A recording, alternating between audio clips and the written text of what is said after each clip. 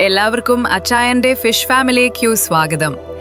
ഇന്ന് നാം പോകുന്നത് കലിയാണപ്പെട്ടയിലിരിക്കുന്ന അച്ചായന്റെ മനോഹരമായ ഫിഷ് ഫാമിലിയിലേക്കാണ്.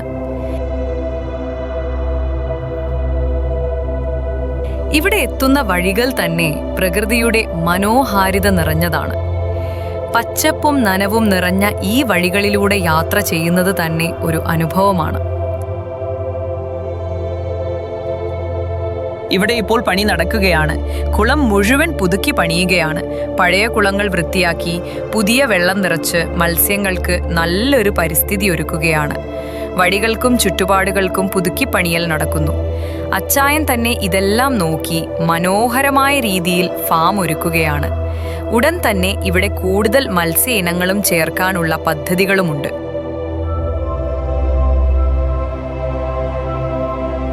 അതിന്റെ ഫലമായി ഈ മനോഹരമായ മത്സ്യലോകം ഇന്ന് വളർന്നു നിൽക്കുന്നു. ഇവിടെ നിരവധി തരത്തിലുള്ള മത്സ്യങ്ങളും മത്സ്യക്കുഞ്ഞുങ്ങളും വളർത്തപ്പെടുന്നു.